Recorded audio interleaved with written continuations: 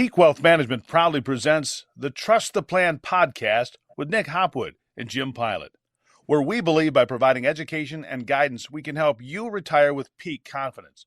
Now, here are your certified financial planners, Nick and Jim. Welcome to the Trust the Plan podcast. I'm Nick. And I'm Jim.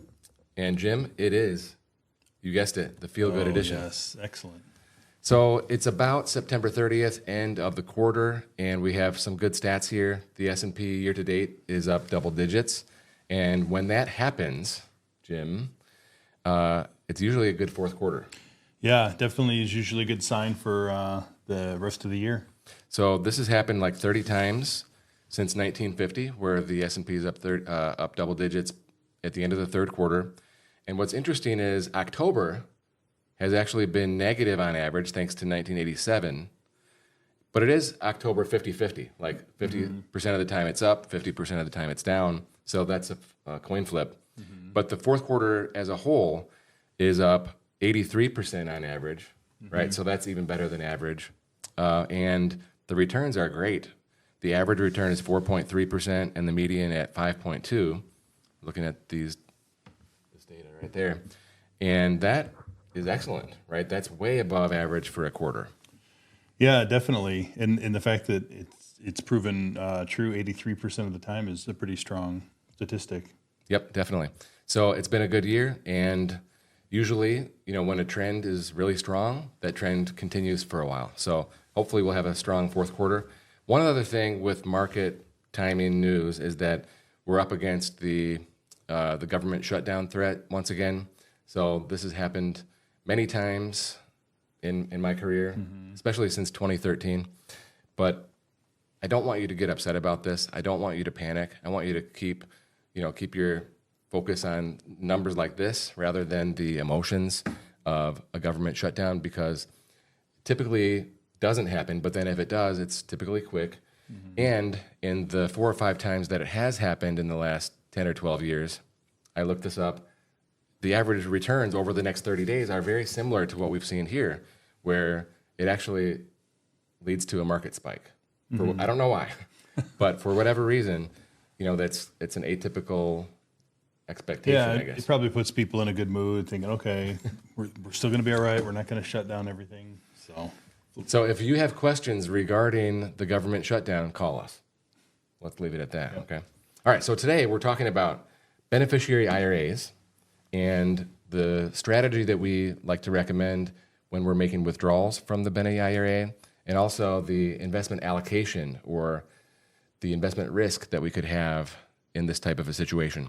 Now, we've seen more and more people that are young, like 30s, 40s, with large IRA balances. So maybe there's an unfortunate early passing of a parent who contributed to their 401k for 30 or 40 years, and they never got a chance to use that money, and so the kids end up with it with a large balance. Yeah, and keeping in mind the new distribution rules on it is that beneficiary IRA has to be depleted within 10 years. So if your parent was young and they were not yet taking a required minimum distribution, that means you don't have to either. You just have to deplete it by 10 years. So there's some interesting nuances to the law for people who inherit, when their parents passed at a younger age. Okay, so what if it's a great big IRA, right? What if it's a couple $1 million, which, if you contributed to your 401k over your career, it definitely could be worth that much. And let's say they were 70 plus and they were taking required minimums. That means I would have to take a required minimum. And I might be tempted to just take the minimum because I'm working and, I don't need that money, right? Because I have a job, right? Yeah. Yeah, because anything you take out is added on top of your income. So if you're already earning and in a good tax bracket, it's just more money right on top of that. Yeah, so I could definitely see myself being tempted to just take the minimum, okay?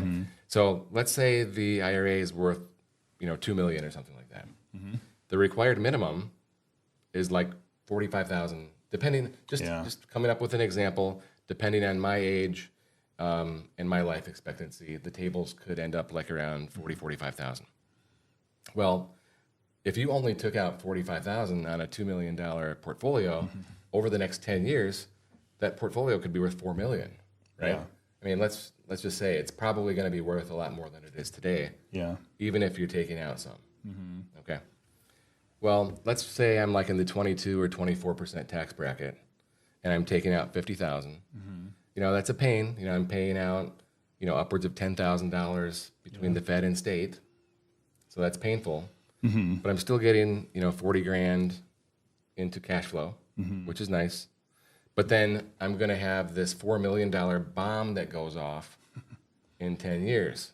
And that's going to be taxed at the 37% bracket, almost like probably at least 3 million of it. Yeah, for sure. And so this is a real conundrum for people. Right. Yeah. How do you get the money out of there in the most tax efficient way? And waiting till the end like that, now the bulk of that money, now you just paid the highest rate on. Yeah. So we have to figure out how to get it out at a lesser rate. And so what we counsel people to do is take actually larger withdrawals right now. It doesn't necessarily have to think of it like 1/10 each year, but we're in the right direction when we're doing that. The 24% tax bracket is very large. So we could take a ton of money out each year and be taxed at 24% and have much less left in the 10th year, which would be subject to potentially that 37%. You could even maybe take it, so you could also even venture up into the 32% bracket if the IRA was big enough to avoid the 37. And so this is not tax advice, but it's tax planning discussions for educational purposes only. But I think that we can save hundreds of thousands of dollars in income taxes by having, a progressive strategy dealing with this plan. Yeah, having a plan dealing with these big IRAs. Yeah, I mean, I agree completely.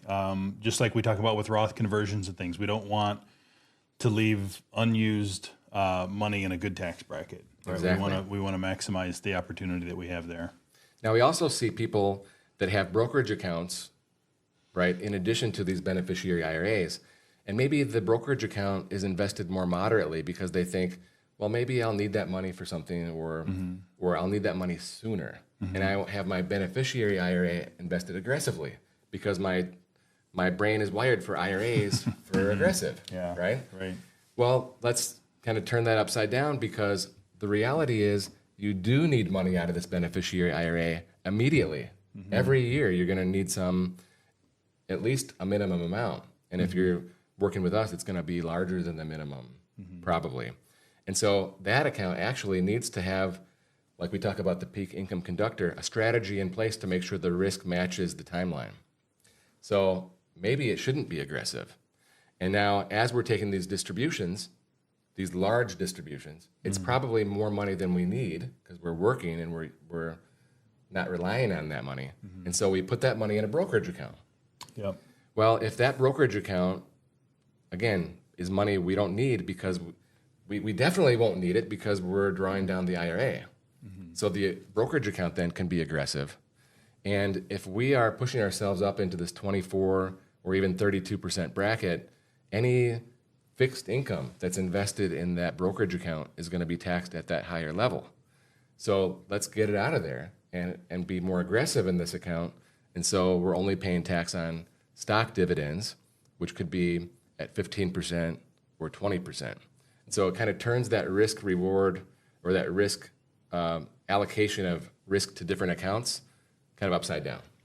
Yeah, I mean, I think it's really a great idea. In a taxable account, there's so much more. There's just flexibility with it, right? And what you can do with the gains in there, and using ETFs to continue to defer. And maybe you hold that account forever, and now your basis steps up when you pass it on to the next generation. There's just a lot of advantages there, and that make that a really good idea. Absolutely. So if you have a beneficiary IRA, reach out to us at peakwm.com and schedule a second opinion online with us. And if you haven't already, please ring that bell, subscribe, and if you found this topic interesting, please share with your friends. Peak Wealth Management thanks you for watching and listening to the Trust the Plan podcast, featuring certified financial planners Nick Hopwood and Jim Pilat. If you enjoyed our program, please subscribe and share. If you'd like to learn more about our services, please visit peakwm.com. peakwm.com today. See you next week.